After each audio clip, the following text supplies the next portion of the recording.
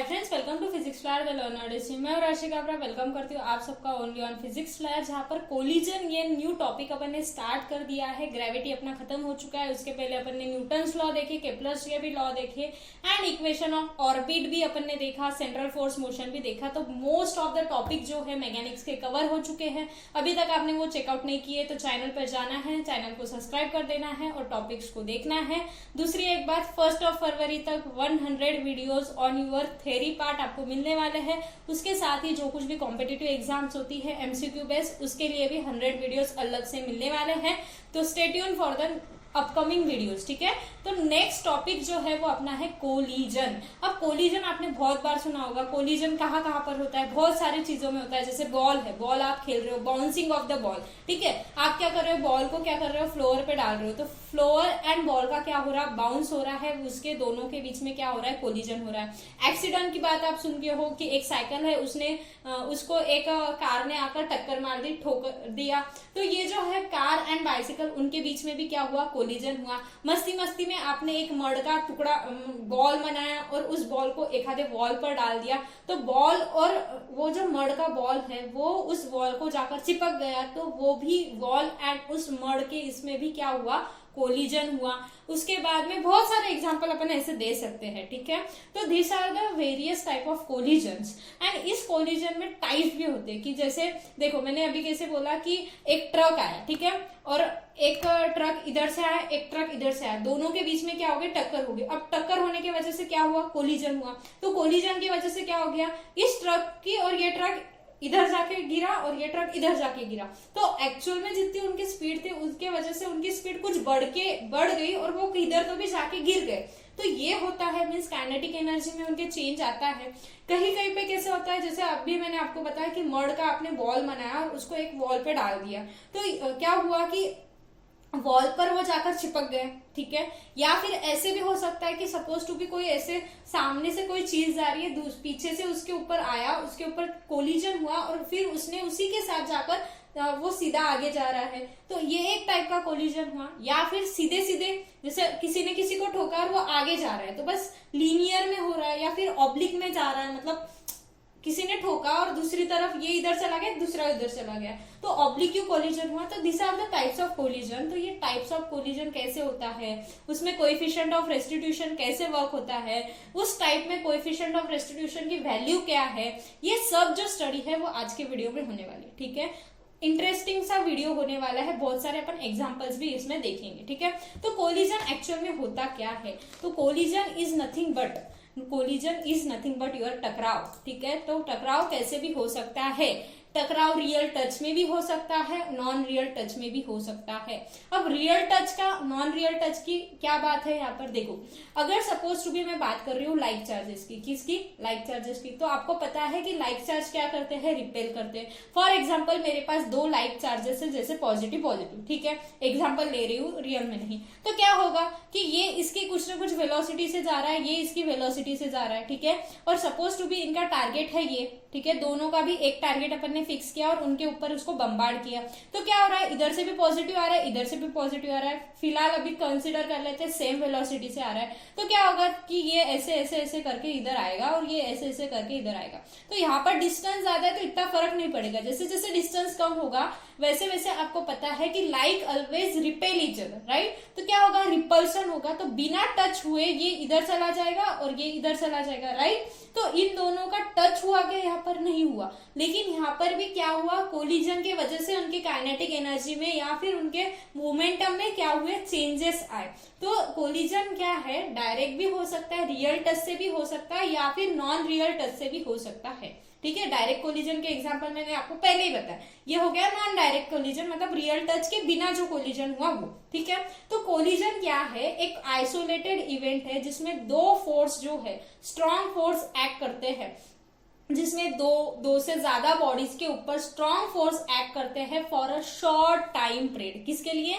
Short time period के लिए। मतलब कोलिजन ऐसे आता है, धड़ाम से लगता है, फिर अलग हो जाते हैं। मतलब शॉर्ट टाइम के लिए उनका क्या होता है, टच होता है, या फिर शॉर्ट टाइम के लिए उनके ऊपर एक स्ट्रॉन्ग फोर्स एक्ट करता है, जिसका रिजल्ट ये होता है कि उनकी एनर्जी एंड मोमेंटम इंटरचेंज हो जाती है पार्टिकल्स के बीच में, या फिर उनकी एनर्जी और मोमेंटम जो है उसमें चेंजेस आ जाते हैं। ठीक है, तो collision is an isolated event in which a strong force act between two or more bodies for a short time, as a result of which energy and momentum of a interacting body जो है वो क्या हो जाएगी, change हो जाएगी। ठीक है, and collision may be normal और रियल टच और may not be real touch. ठीक है, तो ये हो गया सिंपल सा। अब जो कोलिजन है उसके 3 स्टेजेस है। कितने स्टेजेस है? 3 स्टेजेस है।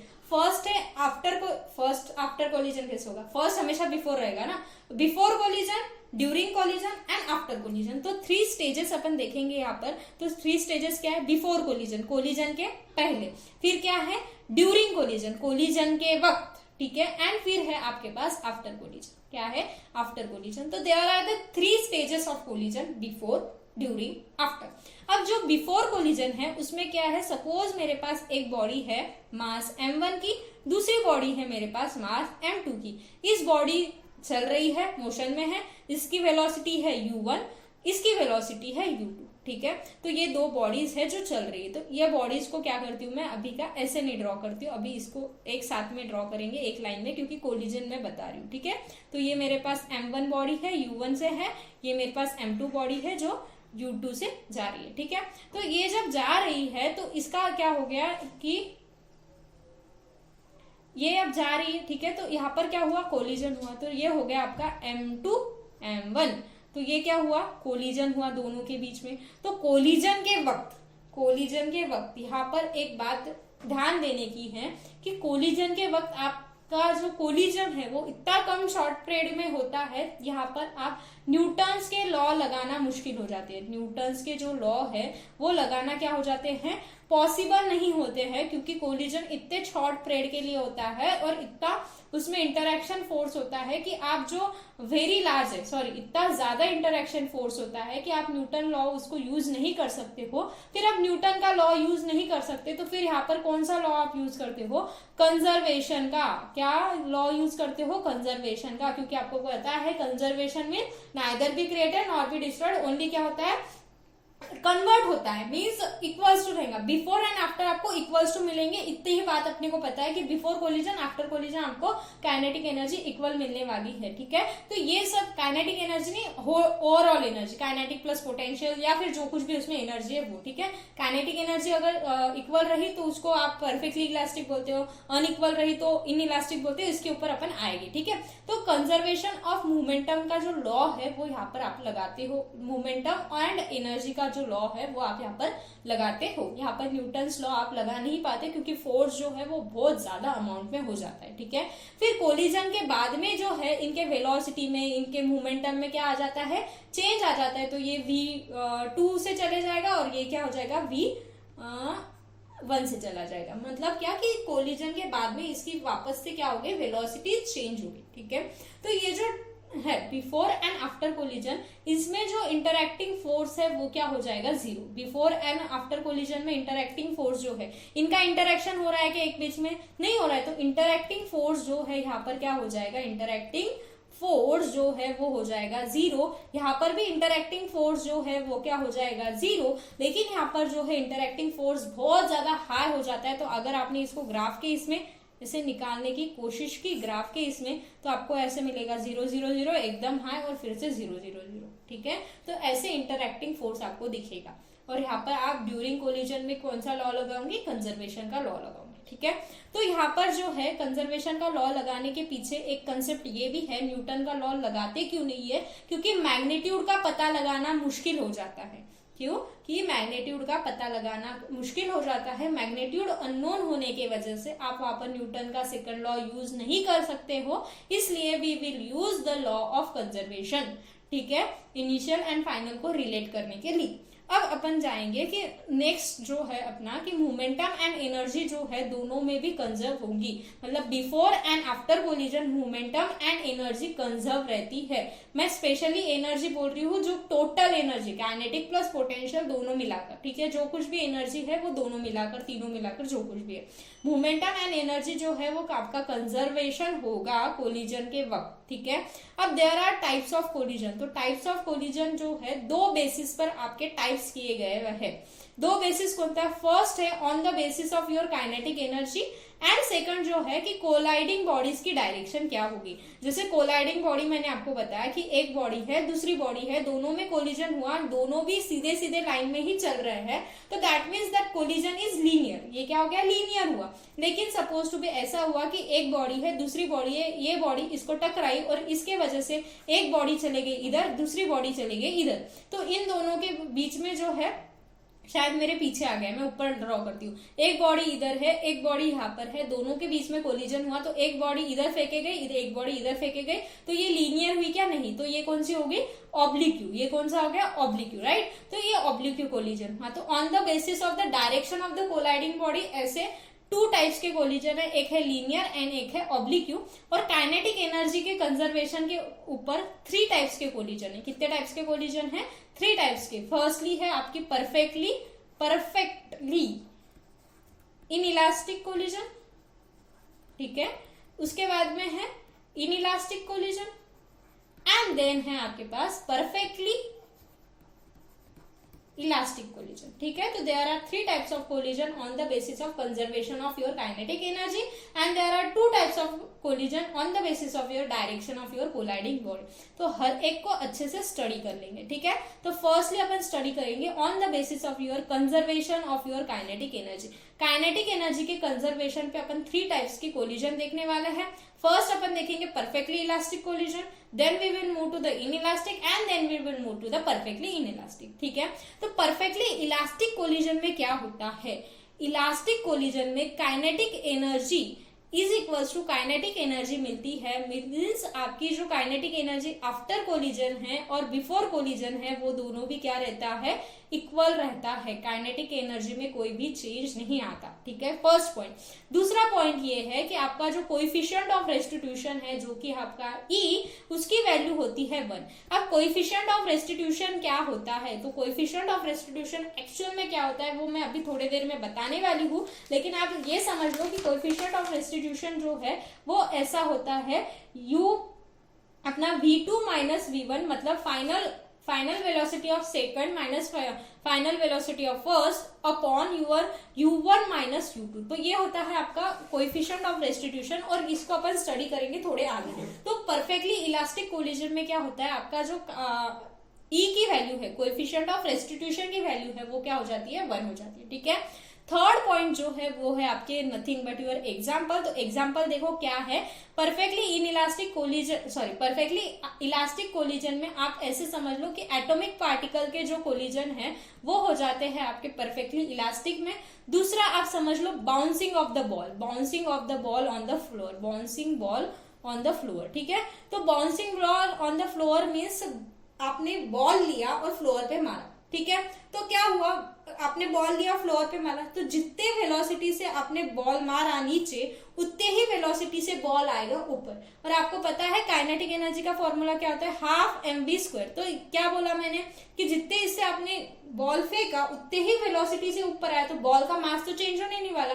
वेलोसिटी अगर सेम रही तो half mv2² equals to half v1² हो जाएगा। v2 मीन्स बिफोर कोलिजन का जो वेलोसिटी है और v1 मीन्स आफ्टर कोलिजन की जो वेलोसिटी है वो। कुछ भी समझ लो ना, काइनेटिक एनर्जी क्या मिल रही है आपको? सेम मिल रही है, ठीक है। तो fourth point is that is nothing but your kinetic energy initial जो है वही आपको काइनेटिक एनर्जी फाइनल मिलती है, ठीक है। After collision and before collision is equal, ठीक है। और एग्जाम्पल क्या ले लिया? Bouncing off the ball. अगर आपने एक आधे बॉल को नीचे फ्लोर पे डाला तो जितने वेलोसिटी से आपने बॉल को बाउंस किया उतने ही वेलोसिटी से वो जो बॉल है वो वापस अगर आता है तो दैट मीन्स दैट जो कोलिजन हुआ उस फ्लोवर एंड उस बॉल के बीच में, that is nothing but your what? Perfectly elastic collision, ठीक है। और एटॉमिक पार्टिकल के बीच में भी जो कोलिजन होता है that is also a perfectly elastic collision, ठीक है।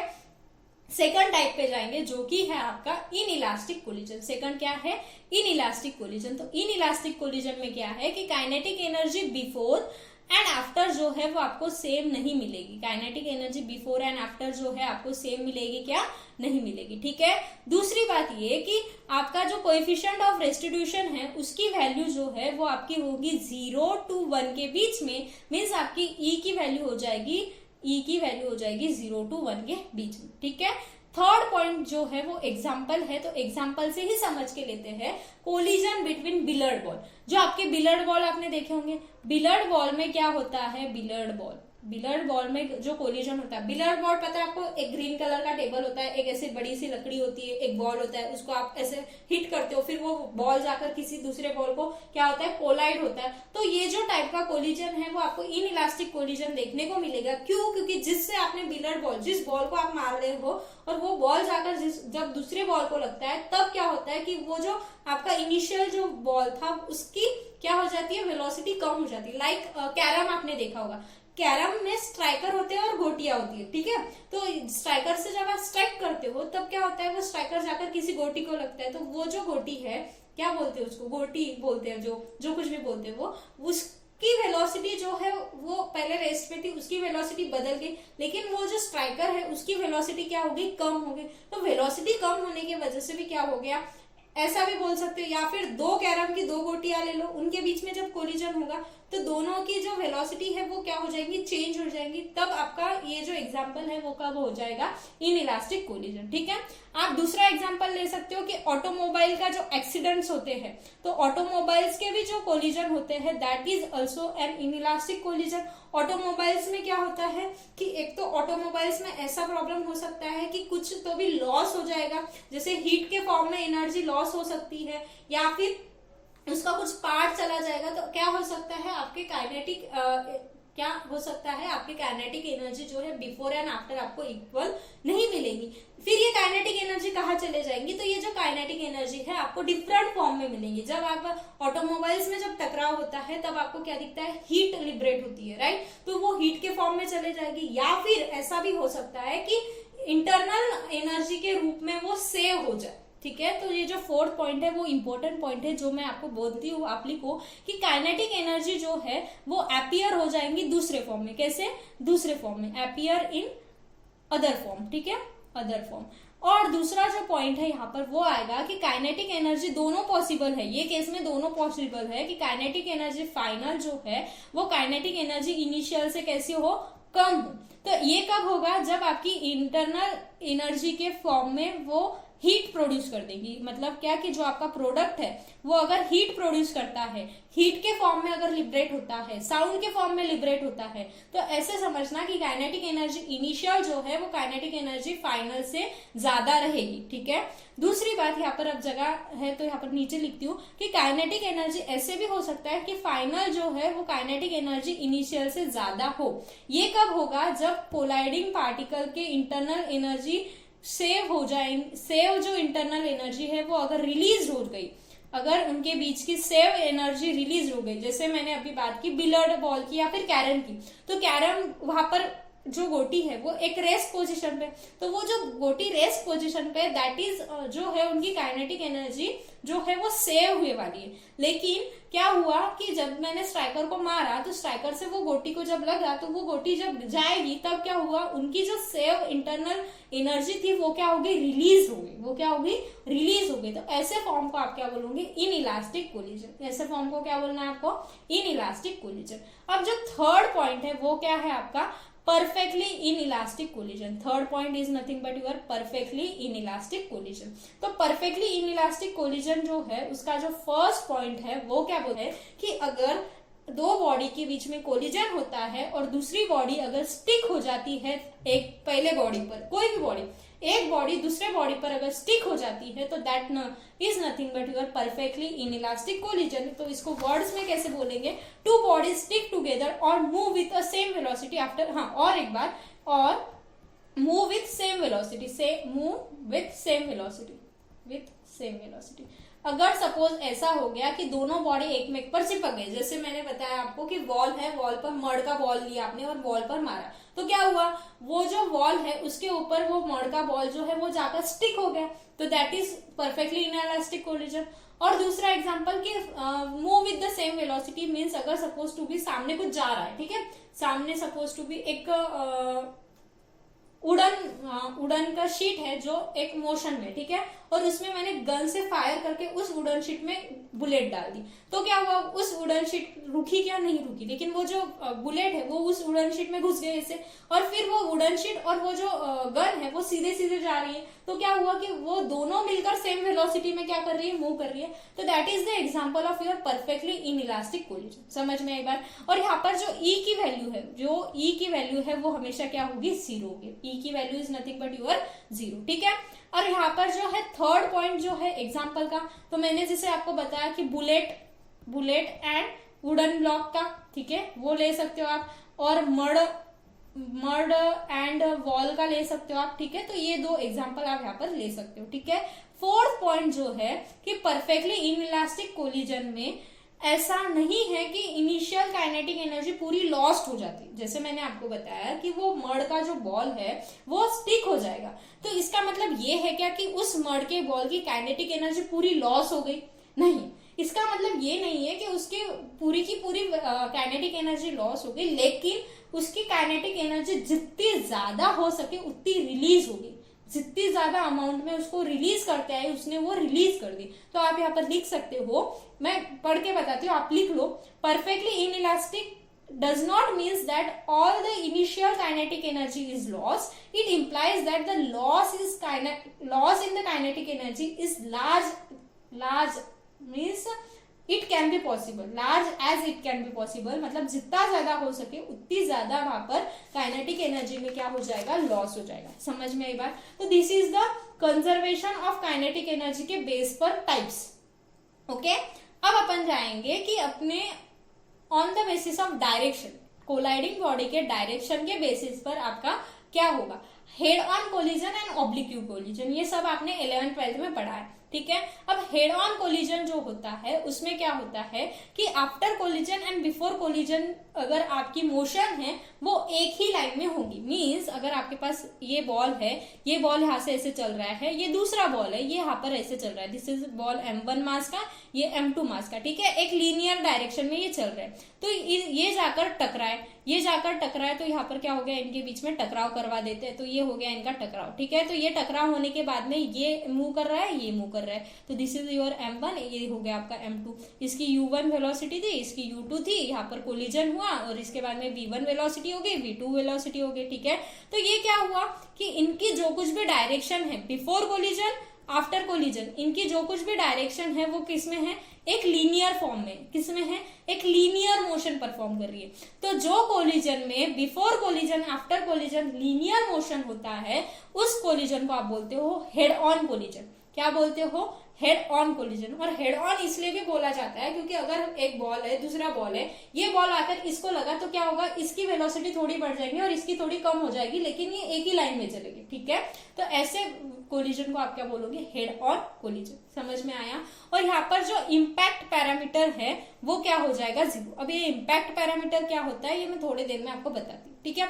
ऑब्लिक्यू कोलिजन में क्या होगा, ऑब्लिक्यू इम्पैक्ट मतलब उसमें इम्पैक्ट पैरामीटर मींस इस कोलिजन के बीच में, मतलब ये देखो कोलिजन के पहले ये वाली लाइन थी और कोलिजन के बाद में भी ये वाली लाइन थी, तो इम्पैक्ट पैरामीटर क्या होता है, कोलिजन के पहले और कोलिजन के बाद में की लाइन के बीच का डिस्टेंस। तो ये जो लाइन है वो एक ही होने की वजह से इन दोनों के बीच का डिस्टेंस क्या है, 0। तो इम्पैक्ट पैरामीटर आपका बीच से शो करते हो, उसको आप क्या बोलते हो, इम्पैक्ट पैरामीटर। इम्पैक्ट पैरामीटर अभी बता दिया, बाद में बताने से, पैरामीटर, ठीक है। तो इम्पैक्ट पैरामीटर की वैल्यू क्या हो जाएगी, 0। Impact parameter is nothing but initially जो लाइन थी और फाइनल लाइन थी दोनों के बीच का डिस्टेंस। तो ये एक ही होने की वजह से दोनों के बीच का डिस्टेंस होगा क्या, नहीं, वो क्या होगा, सेम होगा।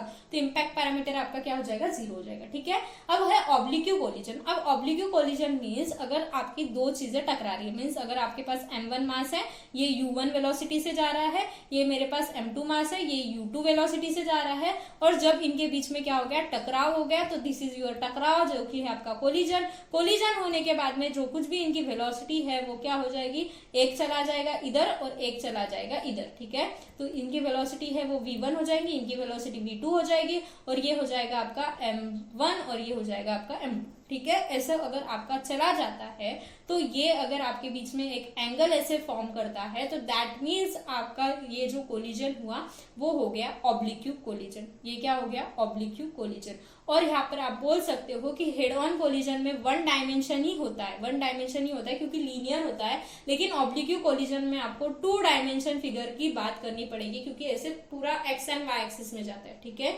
समझ में आई बात। अब यहाँ पर जो इम्पैक्ट पैरामीटर है वो कैसा होगा, इम्पैक्ट पैरामीटर की वैल्यू जो है वो क्या होगी, 0 to r1 प्लस r2 के बीच में। अब ये r1 और r2 है क्या, ठीक है। तो this r1 and r2 is nothing but the radius of that colliding body. ये जो है r1 is the radius of m1, radii of m1, and r2 जो है वो क्या हो जाएंगी, रेडाई ऑफ योर m2, ठीक है। तो m1 एंड m2 की एडिशन करी उतने रेडियस से ज्यादा नहीं हो सकती b की वैल्यू, तो उसका भी रूल है कि वो कितने दूर तक जाए, मतलब कितने एंगल से जा सकता है, ठीक है। ये बात हो गई सिंपल सी ऑब्लिक्यू कोलिजन के बारे में, ठीक है। अब यहाँ पर ये कोलिजन का तो खत्म हो गया, लेकिन मैंने आपको बताया था कि कोएफिशिएंट ऑफ रेस्टिट्यूशन होता है, जिससे परफेक्टली इलास्टिक बॉडी में E की वैल्यू 1 होती है, परफेक्टली इन इलास्टिक में E की वैल्यू 0 होती है, और आपकी इन इलास्टिक में 0 to 1 होती है, ठीक है। ये अपन ने देखा। तो ये E जो है वो मैंने बताया था कि E is nothing but your coefficient of restitution, ठीक है। तो यहाँ पर कोएफिशिएंट ऑफ रेस्टिट्यूशन क्या है, जो डिग्री ऑफ इलास्टिसिटी होता है, डिग्री ऑफ इलास्टिसिटी मतलब वो बॉडी कितनी इलास्टिक है, ये बताने के लिए जो चीज आप यूज करते हो that is nothing but your coefficient of restitution. तो उसकी डेफिनेशन जो है वो आप ऐसे लिख सकते हो, the degree of elasticity of A collision, the degree of elasticity of a collision is determined by the quantity called coefficient of restitution, और coefficient of restitution का दूसरा जो नाम है वो क्या है, resilience of collision। क्या है, resilience of collision, resilience of collision, ठीक है। तो इलास्टिसिटी, वो बॉडी कितनी इलास्टिक है, कितनी प्लास्टिक है, ये सब बातें जो बताने का काम करता है वो होता है कोएफिशिएंट ऑफ रेस्टिट्यूशन। तो आप इसको ऐसे बोल सकते हो कि coefficient of restitution is also known as resilience of collision, जो कि आपका होता है डिग्री ऑफ इलास्टिसिटी बताने के लिए काम आता है। तो क्या शो करता है वो, डिग्री ऑफ इलास्टिसिटी, मतलब कोई बॉडी जो है वो कितनी इलास्टिक है ये बताने का काम कौन करता है, कोएफिशिएंट ऑफ रेस्टिट्यूशन। तो आप ऐसे बोल सकते हो कि in actual practice the collision between all the object are neitherly perfect elastic nor perfectly inelastic. और एक बार, परफेक्टली इलास्टिक और परफेक्टली इन इलास्टिक यहाँ पर कोलिजन नहीं हो सकता। क्यों नहीं हो सकता, क्योंकि देखो जब कोई बॉडी टकराती है तो उनके अंदर जो है मास का चेंजेस हो सकता है। मींस अगर कोई बॉडी दूसरे बॉडी के ऊपर टकराए तो कोलिजन की वजह से उनके बीच में क्या होगा, उनके पार्टिकल्स जो है वो गिर सकते हैं। जैसे सपोज टू बी ऐसा हुआ कि एक ट्रक है, ट्रक ने कार को धक्का मारा, तो ट्रक ने कार को जब धक्का मारा तो कार का दरवाजा टूटकर गिर गया, तो क्या हुआ, कार के मास में चेंजेस है, ठीक है। मीन्स यहाँ पर परफेक्टली इलास्टिक और इनइलास्टिक नहीं हो सकता। दूसरी बात, in the form of heat वो लिबरेट कर सकते हैं, in the form of sound वो लिबरेट कर सकते हैं, ठीक है। तो ऐसे कर लिबरेट हो सकते हैं। तो इन एक्चुअल प्रैक्टिस कोई भी बॉडी जो है इन इलास्टिक और perfectly elastic and perfectly in elastic collision नहीं कर सकते, ठीक है। और ये जो कोएफिशिएंट ऑफ रेस्टिट्यूशन है वो एक क्या है, डिग्री ऑफ इलास्टिसिटी को काउंट करने को डिटरमाइन करने के लिए एक क्वांटिटी होती है। और यहाँ पर आपको पता है कि v2 माइनस v1 जो है वो डायरेक्टली प्रोपोर्शनल होगा u1 माइनस u2 से, और इसी को आप लिख सकते हो v2 minus v1 is equals to, जो आपको ये निकालना है तो यहाँ पर जो आप प्रोपोर्शनलिटी कांस्टेंट निकालोगे तो वो लगाओगे आप e, और ये जो e है वो ही होता है आपका क्या, कोएफिशिएंट ऑफ रेस्टिट्यूशन। इसीलिए मैंने E की वैल्यू क्या बोली थी, v2 minus v1 upon your u1 minus u2। तो this is your coefficient of restitution. तो यहाँ पर कोएफिशिएंट ऑफ रेस्टिट्यूशन के और एक जो डेफिनेशन है वो आप ऐसे लिख सकते हो कि coefficient of restitution is defined as ratio of relative velocity separation after collision to the relative velocity of the approach before collision, ठीक है, बिटवीन टू कोलाइडिंग बॉडी। तो ये हो गई डेफिनेशन। मिलते हैं नेक्स्ट वीडियो में, तब तक के लिए thank you very much for watching this video. अगले वीडियो के लिए बने रहना, जिसमें अपन क्या करने वाले हैं, परफेक्टली इन इलास्टिक कोलिजन के लिए एक एक्सप्रेशन निकालने वाले। तो मिलते हैं नेक्स्ट वीडियो में, तब तक के लिए thank you very much for watching this video.